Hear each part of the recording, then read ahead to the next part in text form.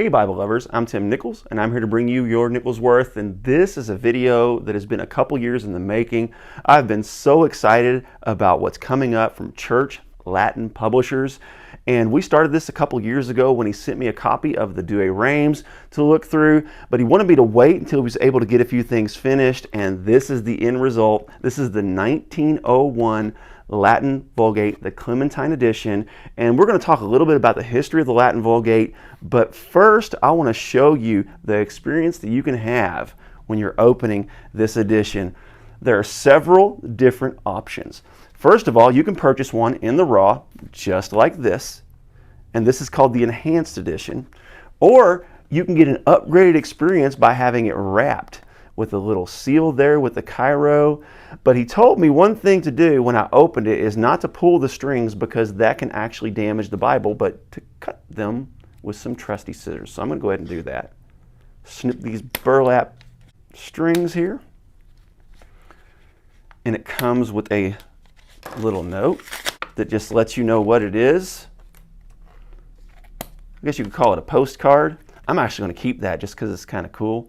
There's their email if you want to contact them. There's the website, which I'll go ahead and put in the description as well. But now let's go ahead and open this thing. Now you already know what it looks like because I've shown it to you, but just in case someone wants to know what it's like to open one, this has like almost like a brown bag kind of wrapper. It gives it that rugged kind of old style look. So I really like that. It's in some tissue paper. So really beautifully wrapped. Derek does a really good job on this. And this is a labor of love for him. He does all of this pretty much himself. But once you get it out of the wrap, you can see, same. It is the Latin Vulgate. It has the IHS on it. I can't remember what that means in Latin. I'll put that on the bottom of the screen. And it has it on both sides. It has some nice kind of art gilding ink page dye there. This was actually printed and bound in the Netherlands, so really cool there. It doesn't specify whether it was Royal Youngblood, but I would guess that it is. But some things he did with this edition is he cleaned it up. This is a scan of the original 1901 Clementine Vulgate.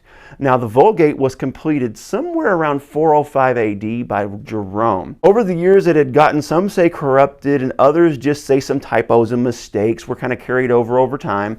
So in 1592, after the Council of Trent, they made the Vulgate their official translation of the Catholic Church.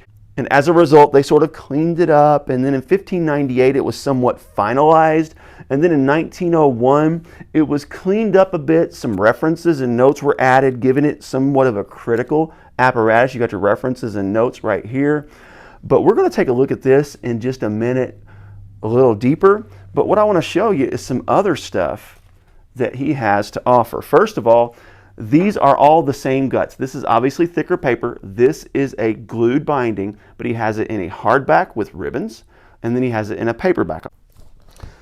But what I really want to dive into is the result in English of the Latin Vulgate, and that is the Douay Rheims. Now, I have always really appreciated the Douay Rheims and its role with the English language. The edition that I read was the one with the Challoner updates in it, and it reads a bit more like the King James. You can tell that this has been updated from the original. The language is a little more modern, and by modern I mean still a few hundred years old, but modern in the sense that it doesn't have the old spellings, which I'll show you in this. But it has Bishop Challoner's notes on the bottom. But I've always wanted an original Douay Rheims in the 1582 and 1635 for the Old Testament. And here it is. Now, this happens to be the hardback. He doesn't have these available in hardback anymore, but he does have them available in paperback. It is a nice large font, but this is a scan, and this has not been cleaned up. So you can see that it's a little bit blurry in spots, but ultimately, if you want the original pre-Bishop Challoner updates Douay Rheims, this is it, y'all. This is the only option. It's going to have those old spellings. It kind of gives me 1611 KJV vibes, and that's because it's from that same era.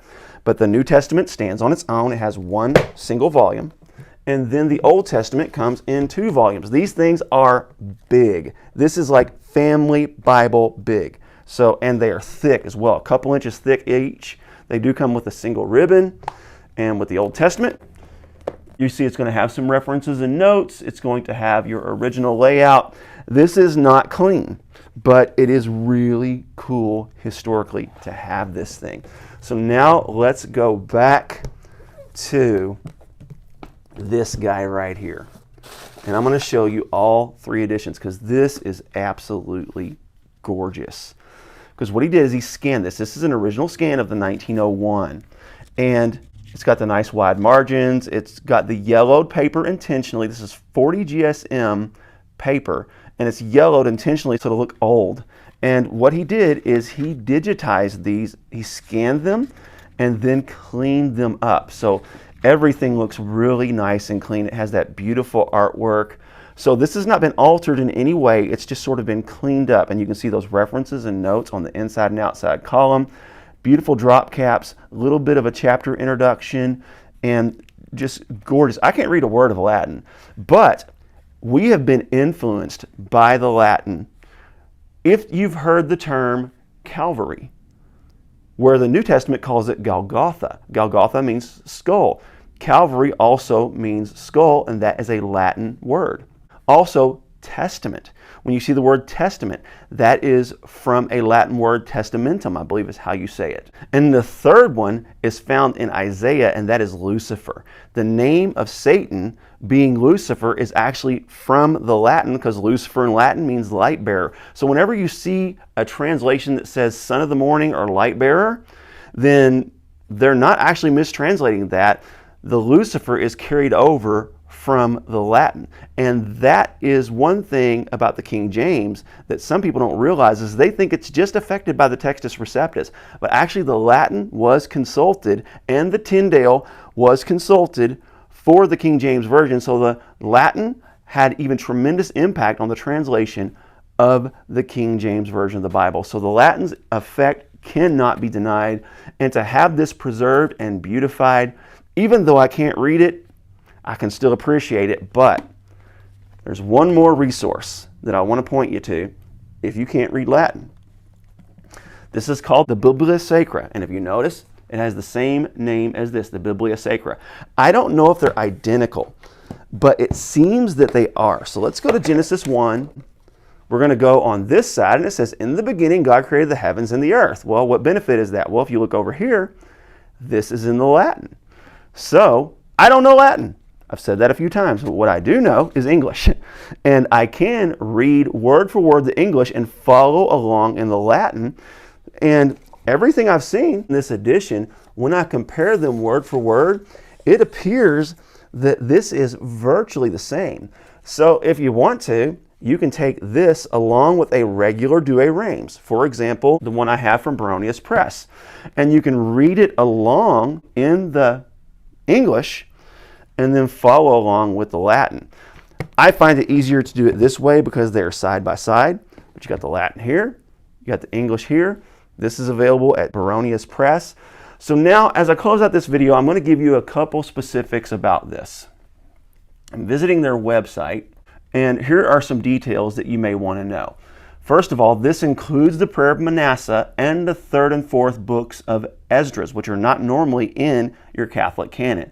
Here are some specs of this Bible. Minor corrections were done only to improve legibility. It is 6 inches wide, 9 inches tall. It is 1 inch thick. It has 988 pages. As I mentioned earlier, 40 GSM cream paper in the enhanced edition, not in the paperback or the hardback. The font size is approximately 7.5. And again, it's printed and bound in the Netherlands on the enhanced edition. Actually, the paperback and the hardback are both printed in the USA. So if you want to check out churchlatin.com and some of the things they have to offer in the Douay Rheims and in the Latin, they also have other Latin resources I think you'd really appreciate. God bless you. Keep calm. Jesus on. This is your Nicholsworth.